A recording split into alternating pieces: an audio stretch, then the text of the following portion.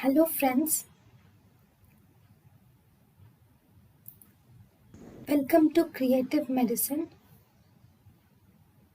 In this lecture, we will learn about What is the indications of nephrectomy in a renal trauma?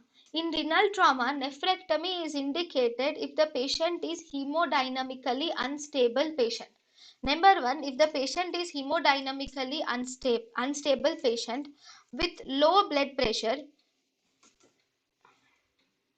and poor coagulation profile with a normal contralateral kidney. The patient is unstable, low blood pressure, that is hypothermia, with some poor coagulation issues and with normal contralateral kidney, then we can do a nephrectomy.